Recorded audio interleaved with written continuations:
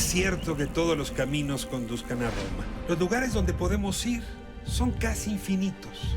¿Ya decidiste dónde quieres ir hoy? Piénsatelo bien para no equivocarte. Toma en cuenta que el tablero de ajedrez ha cambiado. Hoy el rey se ha enterado que va desnudo. Y cuando el poderoso lo olvida, la verdad se encarga de desnudarlo. Hay que tener talento para pensar fuera de la caja, para combatir los prejuicios, los ajenos, pero sobre todo los propios. Cada quien posee una pieza única del rompecabezas. Por eso intentamos dialogar, para armarlo juntos.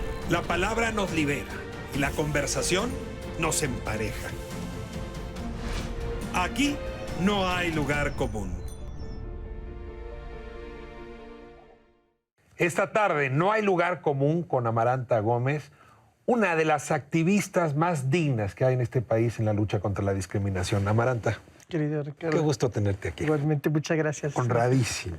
Gracias. Déjame comenzar, porque este segmento es de vida privada, que nos cuentes del atuendo. Siempre te veo elegantísima, siempre de Oaxaca. ¿Me puedes presumir un poco? Sí, esto, bueno, y eso que vengo de media gala. Ah, caray, podría estar, podría ser, o sea, no estamos en época de Guelaguetza, no digamos. estamos, y la gala completa son los trajes bordados. Hoy en la mañana que me estaba arreglando decían, ¿y la trenza cómo la quiere? Le decía, diría que como Frida, pero en realidad Frida nos copió la trenza ismeña de cómo lo hacemos. Sí, porque Frida no era ismeña. No, por supuesto, pero adoptó, por supuesto, nuestra vestimenta, nuestras tradiciones, nuestra identidad, lo cual me parece muy importante. Y bueno, y esto es para venir a visitar a un amigo de hace muchos años, venir de media gala, y cuando vengas a Juchitán, allá verás la gala completa. Conste. Entonces me invitas y grabamos la siguiente por allá. Por supuesto. Eres juchiteca. Ya. ¿Naciste hace cuánto? Nací en 1977. Jovencísima. Sí, estoy por cumplir 41 años. Y nací justo en el corazón de una de las secciones más populares de Juchitán, la séptima sección. Es una, bueno, en la región del Istmo, ¿no? Una región que pues ha vivido una cultura zapoteca desde hace muchísimos años y actualmente pues bastante golpeada, ¿no? El terremoto les pegó muy duro, absolutamente. ¿no? La casa de tu madre quedó muy lastimada. La casa de mi madre y la casa de muchos familiares, muchos amigos, muchos vecinos, casi el 70% de las casas colapsadas, porque además eran casas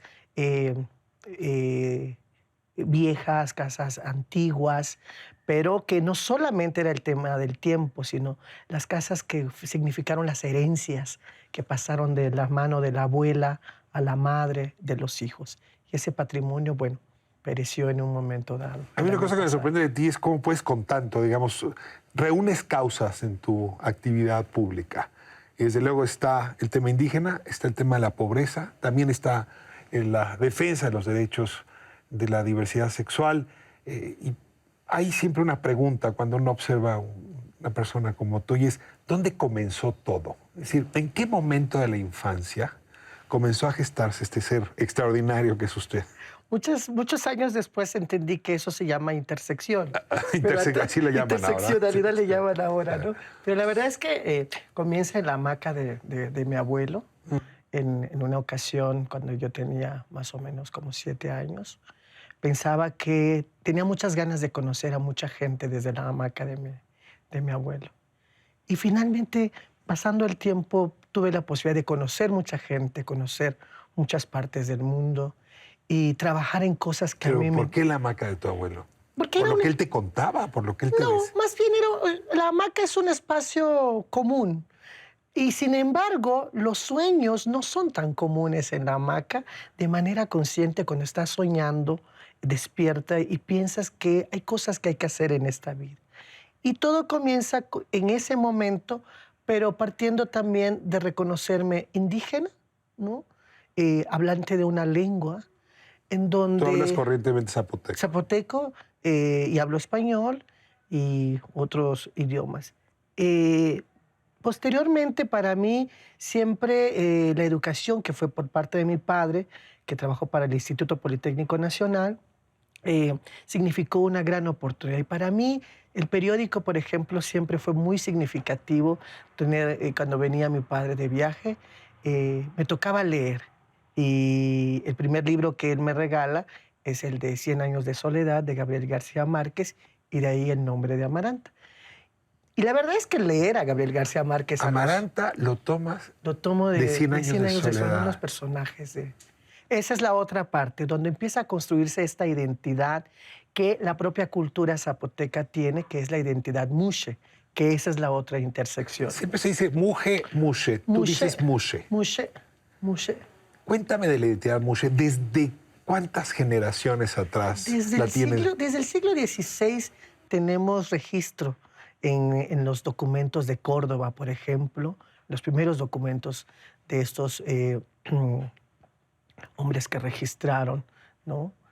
Hombres de fe que registraron en su momento estas vivencias, estos sacerdotes, y que de alguna manera dejó una evidencia ahí que los zapotecos ya tenían terceros espacios, ¿no? O cuartos espacios también, que ahora mismo pensamos que eso no existe, ¿no? Pero sí, dentro de las comunidades indígenas, pues esto ha existido, como la comunidad mushe en el Istmo, las Isras en la India, los Fafafin en la Polinesia, los Omeguits en Panamá.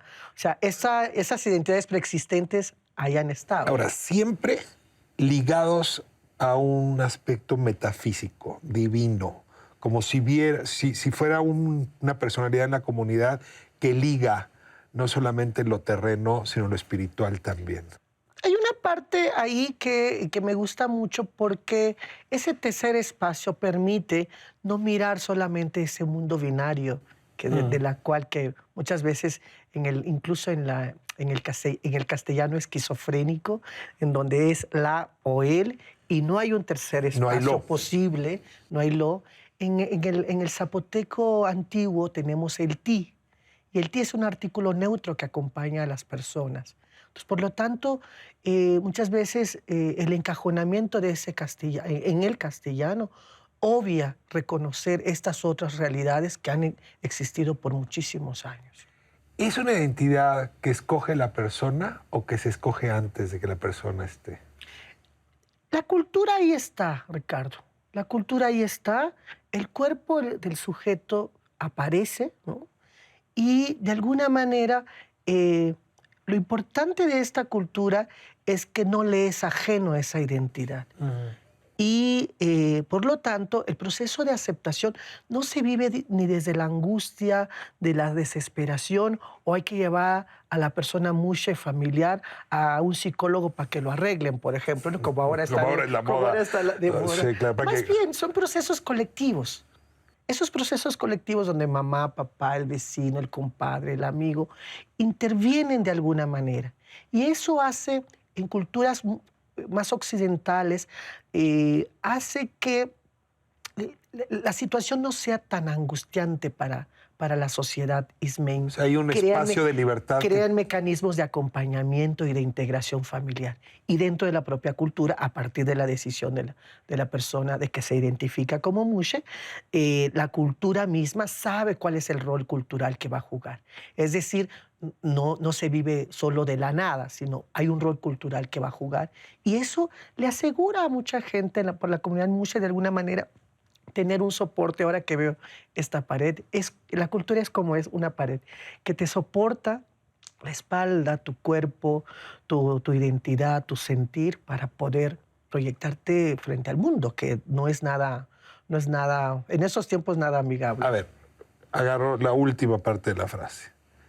Tú decidiste proyectar la identidad mushe hacia el mundo. No es algo tan común del resto de los integrantes o de las integrantes de esa comunidad. Yeah. Y ese es un paso. Entonces, esa es la siguiente pregunta. ¿En qué momento decides que ese conjunto de identidades ligadas de manera interseccional, para utilizar el término, son parte de un ser que quiere hablarle al resto del país y que, como bien dices, al resto del mundo? Me acuerdo mucho que Juchitán y el Istmo construyeron un movimiento que se llamó la Coalición Obrera Campesina Estudiantil, la COSEI en su momento, que muchos intelectuales, muy importante en los 60, 70, y incluso intelectuales como Carlos Monsiváis, Elina Poniatowska visitaron, acompañaron los procesos, y ahí se empezaba a gestar mucho el poder de lo femenino ismeño.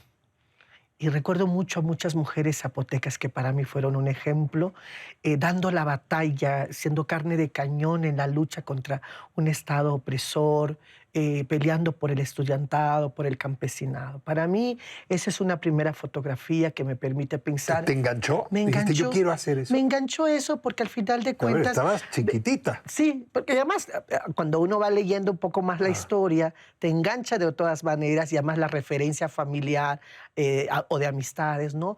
Doña Benita, por ejemplo, que era la que dio el cuerpo o la que preparaba todas las comidas para sostener ese movimiento. O sea, cada quien jugaba un rol. Y entonces me di cuenta que las mujeres zapotecas empezaban a salir de esa esfera de lo privado a la esfera más de lo público. Pasan muchos años, cuando viene el tema del VIH-Sida, que viene a impactar, y yo, bueno, en realidad mi formación antes de la academia me meto como activista, es porque se irrumpe, empieza a ruralizarse la epidemia del VIH y los medicamentos eran muy costosos, había poco acceso. Entonces, había otro planteamiento, empezar a trabajar mucho más con la comunidad. Y luego, por supuesto, empezar a mi vínculo con las feministas, ¿no? Las feministas, el movimiento LGBT, citadino, y ahí empieza a gestarse todo esto y en el 2003 soy propuesta para ser la primera candidata trans mushe, ¿no? Que registra el Instituto Federal Electoral con nombre de Amaranta en la boleta electoral.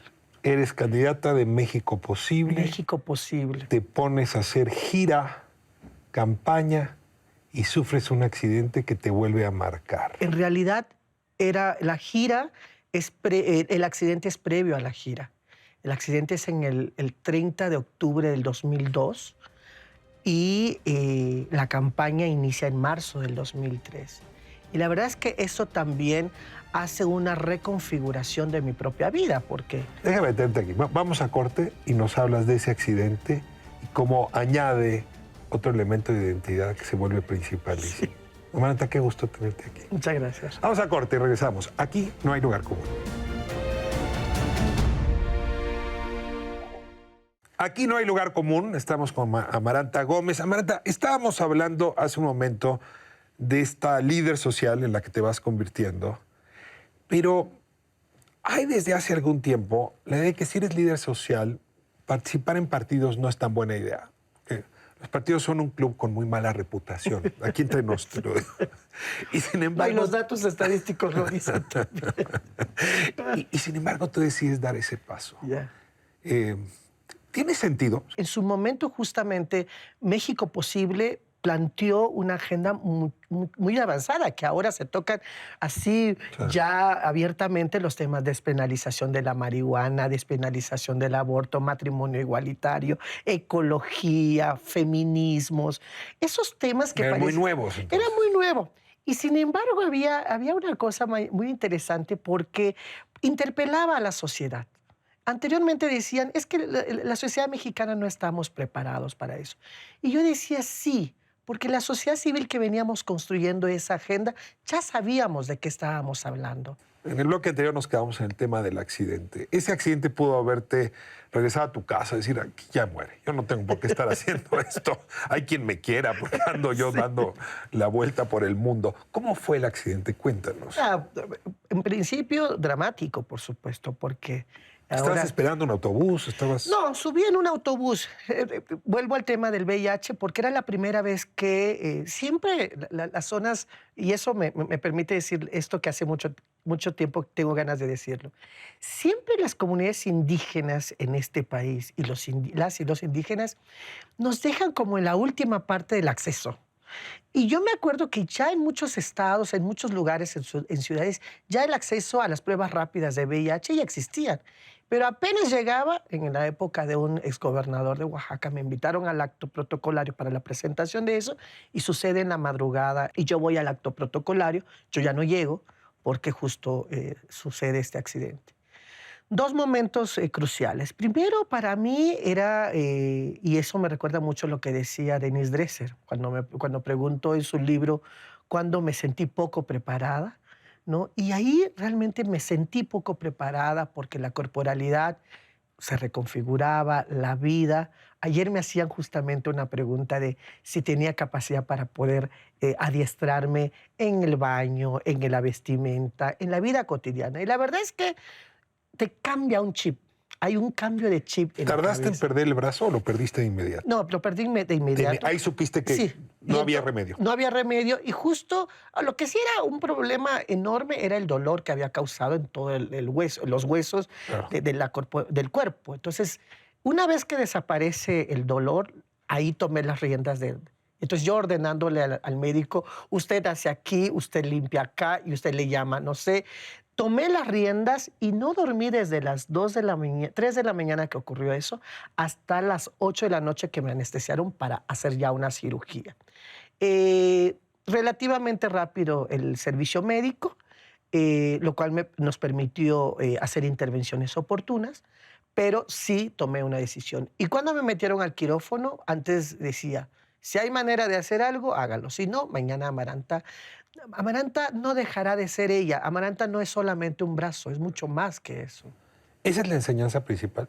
Sí. Que uno puede reconfigurarse. Ahora se usa mucho el término, ya estamos trayéndonos aquí, de resiliencia, ¿no? Sí. O sea, cómo te reconfiguras. Sí, porque... Que sí, a veces estás hablando de ti, pero estás hablando también de toda una causa y un país.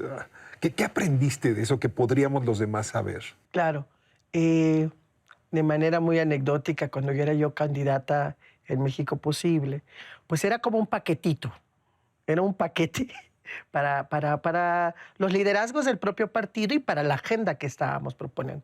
Tenía 25 años, entonces entraba en el grupo de los jóvenes. Jovencísima. Jovencísima. Era Mushe, lo cual entraba en el campo de la diversidad. Zapoteca. Zapoteca, entraba en el campo de lo indígena, era femenina, entraba en el mundo de lo femenino y tenía una discapacidad. Entonces, Y más mexicano no es posible contigo. le salía muy barato al partido.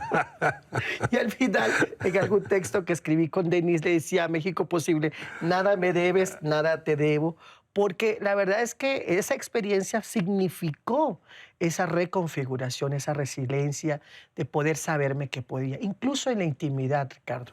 Yo te conocí en esas épocas y tengo que decirte que una de las cosas que más me impresionó de todos tus elementos de identidad fue tu risa y tu sonrisa. O sea, no la perdiste. ¿O cuánto tiempo estuvo guardada después del accidente? No, en ningún momento. Al día siguiente recibí a Francisco Toledo de visita en el hospital y recibí la llamada de un gran amigo de aquí de la Ciudad de México, Carlos García de León, y yo le hacía la broma. Le decía, ¿sabes qué? Ahora ustedes no me van a regalar, no piensen en regalarme guayaberas ni manga larga, porque ahora voy a mostrar mucho más que el huipil. Justo me queda ad hoc, ¿no? Intenté con Mario Brofman en su momento. Él tenía, me parece, su hermano en la Franja de Gaza y trabajaba con personas que tenían amputaciones y habíamos pensado en una prótesis. Pero la verdad es que para mí muchas veces nos pasamos simulando algunas cosas en la vida. Y para mí la prótesis significaba simular algo que no quería simular. Entonces, ya pusiste el siguiente tema en la mesa. Esta es una sociedad que se le da la simulación, que se le da la negación. Y el doble discurso. Mira, estaba viendo ahora que en el Senado traen una propuesta para penalizar esta mentira, este producto milagro que ofrecen algunos grupos donde dicen que curan la homosexualidad. Entonces te dan unos cursos para curarte, incluso tienen pruebas estadísticas. Sí. Y la verdad es que ese tipo de ejercicios hacen sufrir mucho a la gente. Absolutamente. Las dañan y probablemente son unos ejercicios de discriminación más bestiales que yo haya visto. A ver, ¿qué haces con una sociedad que, por un lado, es ancestral en la relación con los mushes y del otro lado, en su castellanización, en su occidentalización, es tan hipócrita? Me parece que hay una agenda nacional que se está intentando. El compañero Iván Tagle ha propuesto esta ley donde se penalice. Me parece que estamos en una época, creo que bastante pedagógica, Ricardo.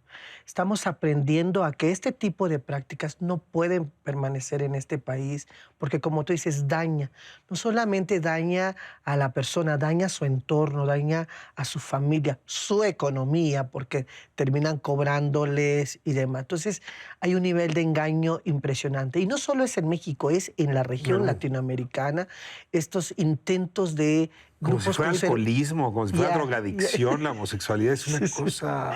Y por otro lado tenemos la ciencia que está, quitando las normas oficiales La homosexualidad no es enfermedad psicológica. Exacto.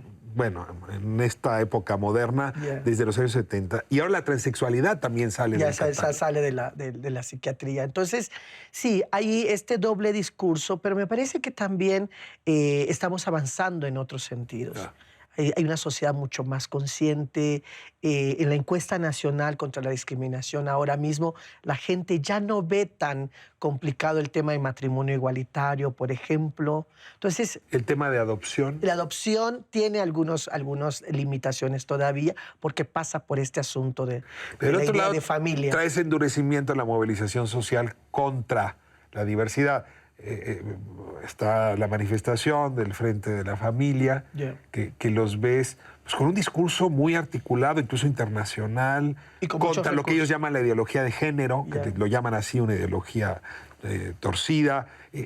¿Cómo relacionarse con ese otro que te ve tan distante o que no puede verte? Sí, yo creo que la mirada que tienen los contraderechos es muy limitada porque piensan que solamente nuestras agendas de la diversidad sexual es matrimonio igualitario, identidad de género solamente. No, estamos peleando por un país que tenga trabajo, que tenga educación, que tenga justicia, que tenga posibilidad de seguridad en este país, ¿no? O sea, la homosexualidad ni la heterosexualidad estarían exentos de muchos problemas que tenemos en este país. Si esa mirada que tienen ellos pudieran ampliarlo un poquito más, podrían ver un poquito más del pelo del conejo. ¿Y los puedes ayudar a ver más allá del pelo del conejo? Sí, yo creo que en algún punto hay que como ponerse un poquito enfrente, un poquito más enfrente. Hemos estado enfrente, pero ponerse un poquito más enfrente de ellos, porque pensar que de alguna manera ellos quieren limitar mis derechos y los otros derechos, en realidad se están autolimitando ellos mismos. Y necesitamos enseñar o acompañar, más que enseñar, acompañar con procesos mucho más libertarios, mucho más menos asfixiantes para una sociedad que necesita más respiro, que esperemos que en los próximos años tengamos. Claro que tu liderazgo tiene una característica principal y es la generosidad que tienes, propongo, desde que naciste, mujer. Te voy a hacer una serie de preguntas muy rápidas para cerrar. Lo primero que te venga a la cabeza. Palabra que más te gusta. Casa, ahora. La palabra que más detestas. Tolerancia. ¿Por qué? Me gusta más el respeto, me gusta más la igualdad. Sonido que odias. Perdón, pero el reggaetón no me gusta mucho. Coincido contigo, pero no le digas a Daddy Yankee, por favor. Todo lo demás, pero... El sonido que más te gusta. No se puede ser. No se puede tener todo, en realidad. El sonido que más te gusta. El sonido que más me gusta, me encantan los sones ismeños. Eso me remite mucho a mí. Si no hubieses sido esta activista, esta luchadora por los derechos que eres, ¿qué habrías sido en la vida? Lo voy a ligar con algo que quiero hacer ahora. Okay. Escritora. Quiero escribir. Estoy comenzando a escribir. ¿Novela, cuento, teatro? No, estoy haciendo dos. Uno es documentar la vida de mi madre, que es toda una... Y estoy haciendo una recopilación de testimonios de personas trans en América Latina que nos corrimos de esos discursos, ¿no? o esa narrativa de que solo la prostitución y el estilismo podrían ser los únicos destinos.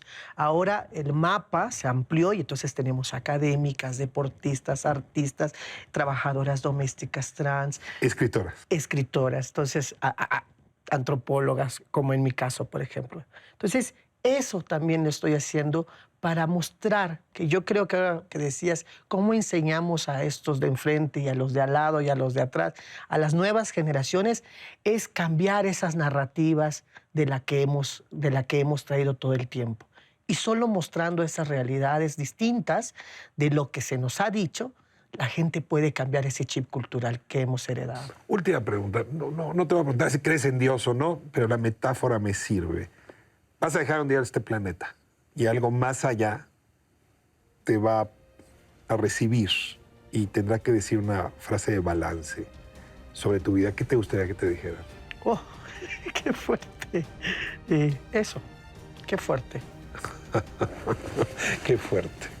Qué lujo, qué placer, qué gusto tenerte aquí, Amaranta. Muchas gracias, Ricardo. Próxima semana, 7 de la tarde. Aquí no hay lugar común. ADN 40.